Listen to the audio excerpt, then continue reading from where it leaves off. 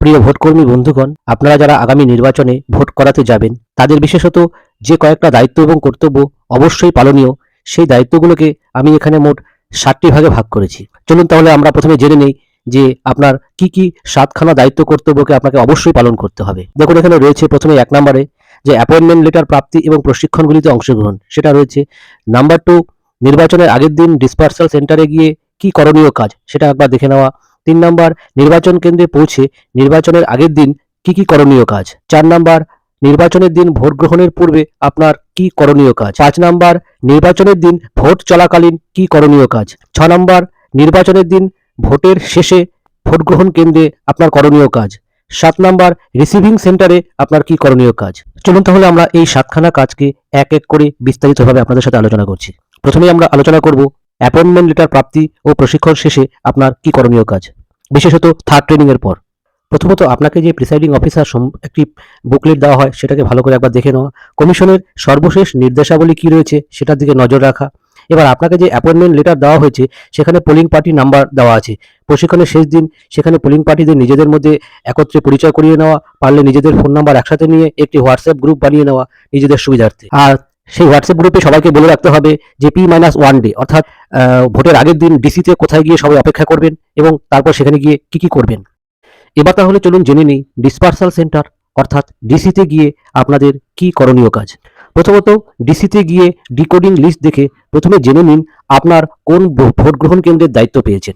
Number 2, নির্দিষ্ট কাউন্টারে গিয়ে আপনাদের অ্যাটেন্ডেন্স দিন। প্রিসাইডিং এবং ফার্স্ট পোলিং অফিসারের তাদের ফোন নাম্বার রেজিস্ট্রেশন করান। নাম্বার 3, আপনার ভোট গ্রহণ কেন্দ্র অনুযায়ী নির্দিষ্ট কাউন্টারে গিয়ে পোলিং ম্যাটেরিয়ালস সংগ্রহ করুন এবং সেগুলি চেকলিস্টের সাথে মিলিয়ে নিন। বিশেষত নিম্নলিখিত পোলিং ম্যাটেরিয়ালস অবশ্যই দেখে এবং মিলিয়ে নেবেন। তাহলে পোলিং ম্যাটেরিয়ালস আপনারা কি কি মেলাবেন, চলুন তাহলে আমরা সেগুলো একবার এক এক করে জেনে নিই। চলুন তাহলে আমরা সর্বপ্রথমে পোলিং ম্যাটেরিয়ালগুলো একবার মিলিয়ে নিই। প্রথমেই ইভিএম ও ভিভিপ্যাট সেগুলো আপনার ভোট কেন্দ্রের জন্য কিনা তার নাম্বার থেকে শুরু করে সবকিছু দেখে নিন। নাম্বার 2, ডিস্টিংগুইশিং মার্ক, সেটাও আপনার ভোট কেন্দ্রের জন্য কিনা সেটাও একবার চেক করে নেবেন। নাম্বার 3, ভোটার তালিকার একটি মার্ক কপি ও 2টি ওয়ার্কিং কপি, সেগুলো আপনার ভোট কেন্দ্রের জন্য কিনা সেটাও দেখে নেবেন। টেন্ডার ব্যালট পেপার, যেটা সাধারণত 20টি দেওয়া হয়, তার ক্রমিক সংখ্যাগুলি আপনার বুথের জন্য কিনা সেটাও দেখে নেবেন। নাম্বার 5, গ্রিন পেপার সিল, সেটাও আপনার বুথের জন্য কিনা সেটা দেখে নেবেন। এছাড়া special tag, address tag, ASD list, সেগুলো আপনার বুথের জন্য কিনা আরেকবার ভালো করে দেখে নেবেন।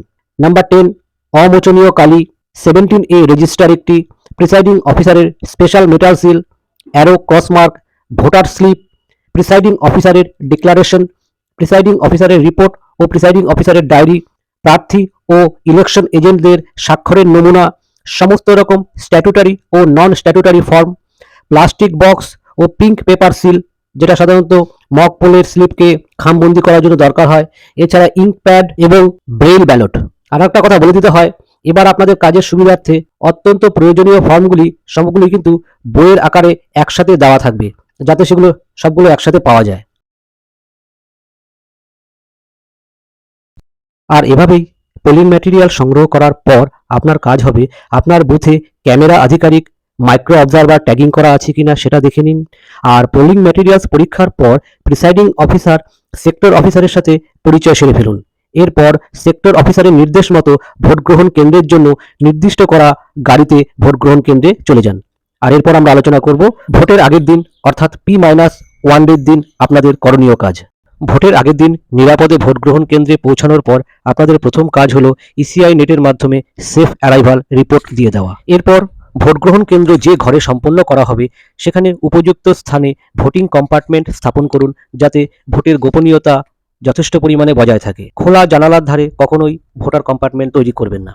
সরাসরি তীব্র আলোকিত স্থানের নিচে ভিভিপ্যাট যন্ত্রটি যাতে বসানো না হয়, কারণ এটি আলোক ও তাপ স্পর্শকাতর একটি যন্ত্র। নাম্বার 4, ইভিএম এর কন্ট্রোল ইউনিট ও ব্যালট ইউনিট এমনভাবে রাখতে হবে যাতে ভিভিপ্যাটের তারটি ভোটদাতাদের যাতায়াতের পথে বাধা সৃষ্টি না করে।